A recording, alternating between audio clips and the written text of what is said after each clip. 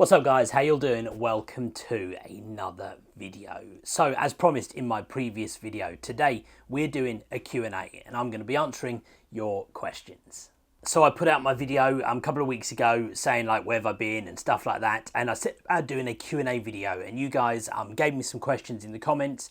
Some of you sent me some questions via Instagram, Rob Sample Sport. So we're just going to go through and we're going to answer some of those questions for you today. Hopefully that will be good. If you're enjoying the videos, you're enjoying seeing me back, I know it's only 2 videos back, do me a favour, do all the usual YouTube stuff for me right here on the screen. Trying to build a bit of momentum, get back to it. I'm shooting an event in 2 days, day after tomorrow, and I'm going to be recording that one like vlog style for you guys. So that should be good to get one of those back on the channel.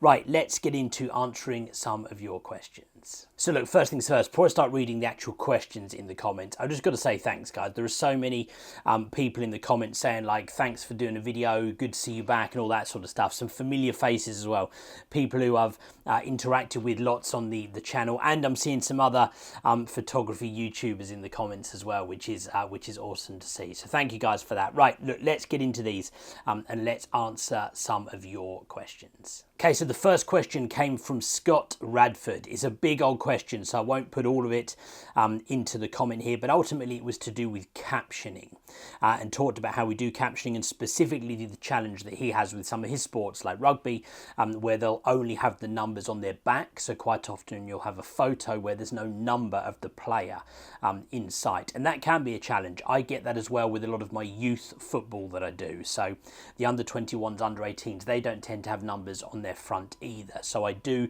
understand your pain. So how do I do with that? Well, there's a couple of things I do. First of all, it gets easier with time. So as you build over the course of, let's say, a season, if you're shooting some of the same players, same teams, same league even, you get to know a lot of the players. And I certainly find with like the Fulham under 21s, for example, I look at a photo and I know who it is. Therefore, I know which number he's wearing, even if I can't see the number on the back of the shirt. And whilst that sounds like a crazy solution, it does work if you shoot them over time. You really do get to know who they are. Same with some of the higher level stuff. If you're photographing, you know, and look, I don't tend to, and I know you guys don't either, but let's pretend for a second we were shooting Man City all the time and we had a photo of Haaland.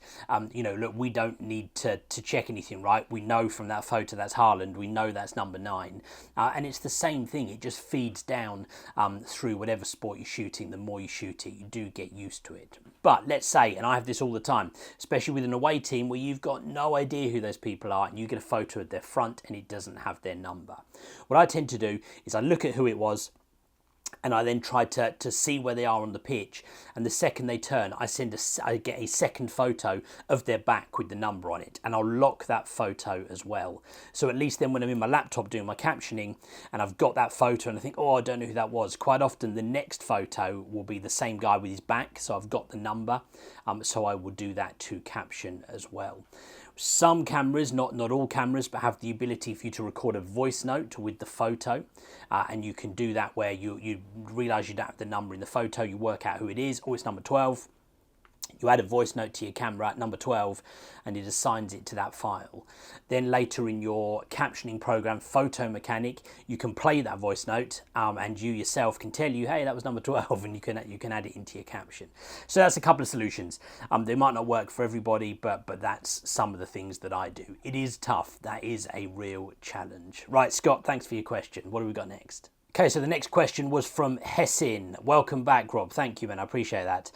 What do we really need to start next season? And is there any particular way you organise your files? So look, great question. So look, what do we need to start next season? I guess the honest answer is you need whatever you've got, right? I've talked about this on the channel before. If you've got an old Canon 7D and an old 70-200 lens, you know what? That's what you need. Crack on and use that and get yourself some good photos. You know, if you're talking about what do you need on like a higher sort of pro level, really the key things you're going to need 2 cameras really. You're going to need one with a 70-200, you're going to need one with something longer like a 300, ideally even a 400, and that would set you up to cover a whole season. We'll do a bit of a what's in my bag video for this season. Couple of bits changed, but spoiler alert, not loads changed, but there are some bits that are going to be changing in the next couple of months, so I'm going to try and document that a little bit in the videos as well. How do I organize my files? That's a good question. So I'll tell you what I do. 2 bits, one on the day and then one afterwards. So on the day, I just tend to save the files into a folder on my desktop, the desktop screen of my laptop, where I'll just have literally the folder is just called today's game. Then later on when I'm home, I do my more detailed organizing. So my photo archive, let's say, is basically split down into different topics first, and then subjects within those topics. So for example, my main archive will have topics like landscape, history photos, which I do a lot of, sports, which of course is a massive part of my archive. Then within that, let's say sports for a second. Within sports, I've then got the different sports. I've got football, basketball, rugby, netball, all laid out. Within that, it then breaks it down to seasons. So for example, if you go into football, you would see a folder called Premier League 2023 to 24 season, Championship 2023 to 24 season, League One 23 to 24 season, Premier League under 21s 23 to 24 season, and so on and so on and so on. For this season, I'll have a whole new set of the same folders, but of course there'll be 2024 to 25 season. Within those subfolders, I have all the games that have shot related to that. So you could go into my Championship 23 to 24 folder and you would find all the games that I shot in the Championship last season. So that enables me to go back and kind of work my way through. Now that's just the organization. Of course, that archive is then backed up as well. So I have it on a regular kind of working hard drive, which you can see like just here on the desk, but then that's also backed up, so that is not the only place that I have that. I have actually a physical copy which is on another hard drive which is up there, and then I've also got another one that's off-site. Well, I say it's off-site, it's a cloud backup, so wherever I am, that is there in an emergency, because worst case, and touch wood, I hope I never have to worry about it, but let's say my little officey thing here burnt down. Let's hope that never happens. Of course, those 2 hard drives would be gone, but I would still have that cloud backup that I could then recreate these hard drive backups from. So there you go. I hope that makes sense. Thank you for your question. Right, on to the next one. Okay, next question comes from the one 21. Thank you for your question, man. Great to see you back on the channel. Thank you. Do you have any tips for finding and applying to a sports photography agency as an amateur? Yeah, of course I do. Look, I did that at one point, so yeah, absolutely. The best thing I would do is say get yourself a bit of a portfolio of images together. Don't worry about what level those images are from. If you want to photograph football, somebody who is running an agency or a picture editor at an agency, they're going to be smart enough to know what good football photography looks like. So they're not going to be looking at your photos and going, whoa, this looks like it's Sunday League. That's not good enough. No, not at all. If you've got good, sharp, composed photos, straight horizons, faces in the shot, balls in the shot, good photographs, and you demonstrate to them that you know how to take a good sports photo, then that's great.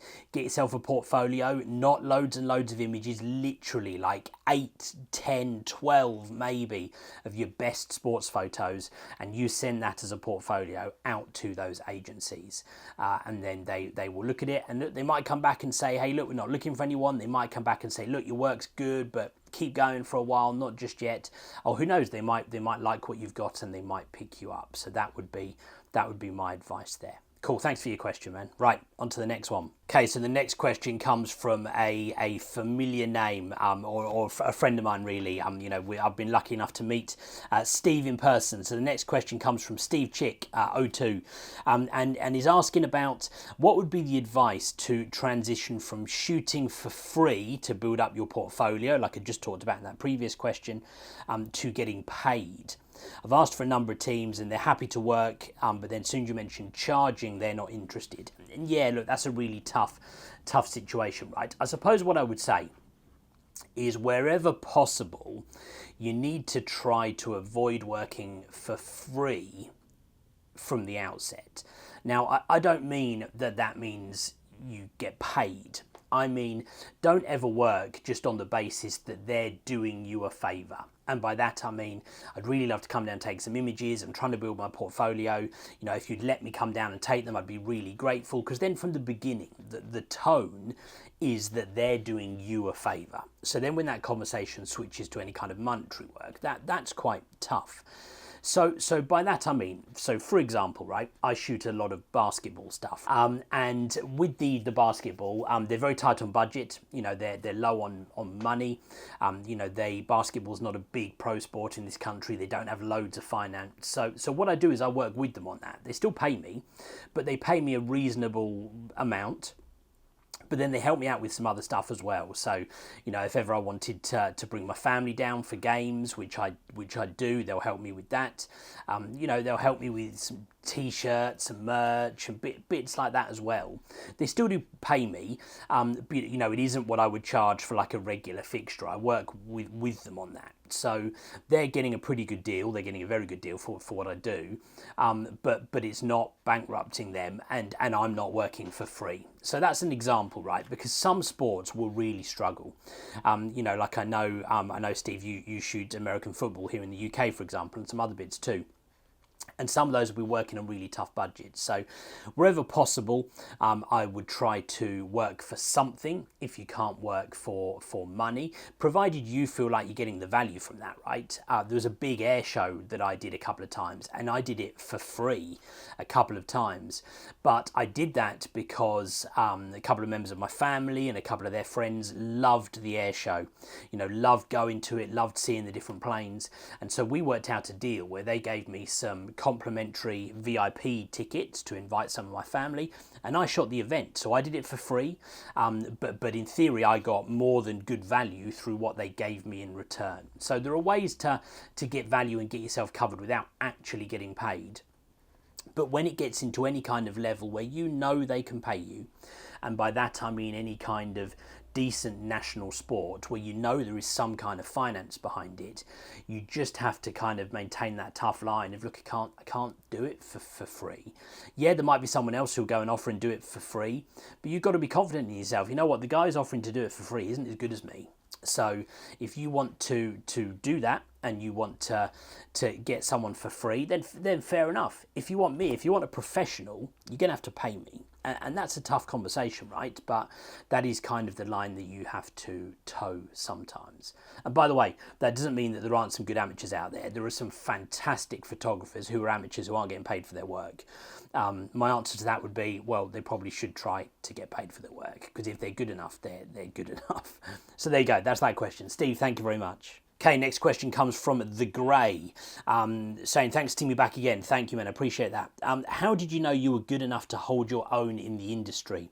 I always doubt myself and struggle with confidence. Yeah, look, 100%. I get that, because I was exactly the same.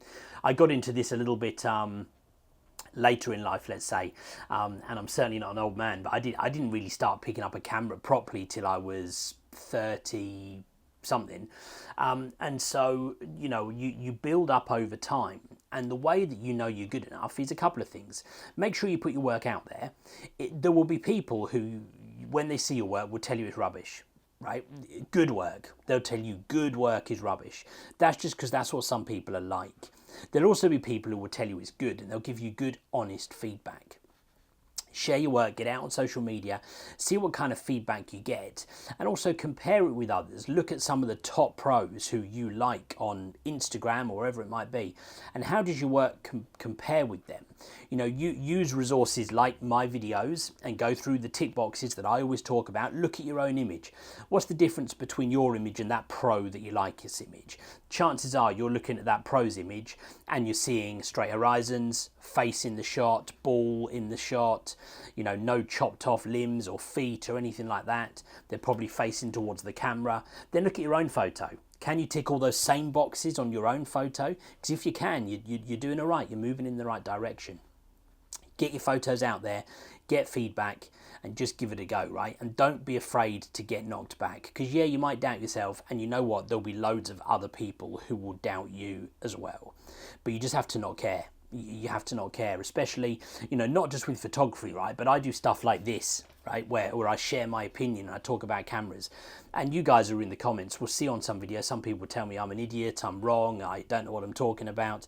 And fine, look, in some cases they might be right. Hey, I probably am an idiot when I talk about some things, but I don't care. And you just have to let that roll off, because if you do care too much, you'll never progress with it and you'll never succeed. So keep shooting, man. I'm sure your work is improving and I'm sure you're doing well. Thank you for your question. Okay, next question comes from DM John. Thank you for your question, man. It said, what's my thoughts on the new EOS R1 and R5 Mark II? So yeah, look, there's been a lot of talk about those, right? I was going to try and do some videos when they launched, but I've just been so busy I didn't manage to. What do I think? I mean, look, for a start, they're both great cameras, right? They sound really, really good.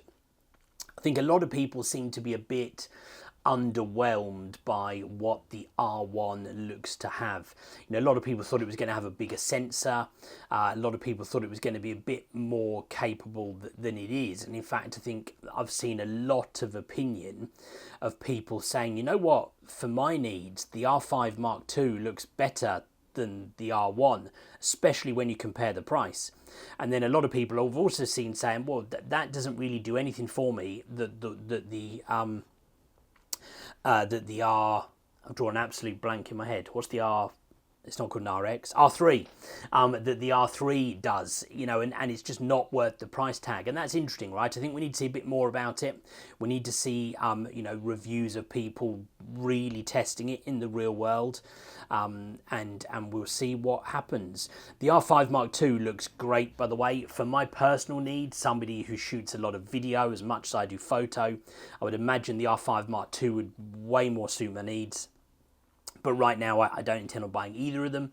I've got my R6, which I'm shooting this video on here. My next purchase likely will be an R6 Mark II, which will become a second camera, replacing my ancient Zimmer frame 1DX that I'm still working with. So that'll probably be my next move personally. So there you go. Thanks for your question. Right, what else have we got? Okay, next question. Andre Wilder. Again, saying thanks, appreciate me being back, man. Thank you. You asked, do I ever shoot any combat sports? Yeah, I do sometimes. Not that much, and tends to not be on a pro level. I do a lot of university photography work. I tend to shoot a lot of combat sports there. Boxing, taekwondo, MMA, karate, fencing even I've done. Yeah, it's cool. I enjoy shooting some of those. I tend to be a lot closer with those, so 90% of my work on those is on my 70 to 200. Probably a little bit on the wider angle, the 24-70. Don't really tend to use my long lens, my 400 on stuff like that. I tend to be in close, and 70 to 200 is the workhorse when it comes to shooting combat sports for me. The difference with me is I'm not shooting guys who are fighting in a raised ring, which makes it harder because you're either further back to see over the ring, in which case you might need a long lens, or you're closer in by the ropes, in which case you might need a wider lens. University sports, I tend to be on the same level as the people who are involved in it, and I can normally get fairly close, so that changes my perspective of it slightly. Thank you for your question. Right, I think we probably have got time for one more question in here. Okay, the last question for today comes from Principal Photography, and says, hi Rob, what's the best way to approach photographing my local team, and do you have to work for a publication to get accredited? It's kind of two questions in one, but that's all right. So how do you approach your local team? Just get in touch with them, and get if they've got a social media page, message them through that. If they've got a website, contact them, email them. Tell them what you want to do. Goes back to what I said earlier. I wouldn't just offer yourself up and don't approach it like, hey, I'm going to do you this massive favour. I would do it more kind of, rather them do you a favour. I would approach it more like, hey, look, I'm willing to do you a favour and take you some photos. If you're trying to build your portfolio, whatever it might be, or if you're trying to actually kind of get in for work, then of course you need to approach it in that way. Do you need to work for a publication to get accredited? No, not really. It depends on lots of things. It depends on the the terms of which you have allowed your photo to be used. So for example, I work for some organisations where they just get full use of my photos. They post them on their posters, their social media, their advertising leaflets, and there's no credit to me at all, because that's the agreement we have. They don't want to have to like have my name in the corner of the images or anything like that, but that's fine because they then pay me accordingly for that type of use. Sometimes you'll get published in other publications that you're not working directly for, and you'll still get credited. I've been credited in newspapers, for example, when my name has been there as the credit. Sometimes you don't. Sometimes it might be the agency you're working for. So, for example, if you look at a lot of newspapers, sometimes on the credits you might see an agency name rather than the specific photographer, but that again is just part of the kind of setup if you're working for some agencies rather than directly for yourself. So no, you don't have to get accredited, but it just depends really on what sort of agreement has been set up for your image to be getting used in the first place. So there you go. I hope that helps. So look guys, I hope you enjoyed this video, a little bit of a Q&A. Like I said, day after tomorrow I'm off to do like a behind the scenes, follow me along video at the football game I'm shooting. That will be cool to do, looking forward to that one. In the meantime, I hope you guys enjoyed this video. If you did, make sure you hit the like button, all that stuff for me. Make sure you subscribe if for some reason this is the first time you are seeing the channel. But in the meantime guys, thank you very much for watching. I will see you on the next video.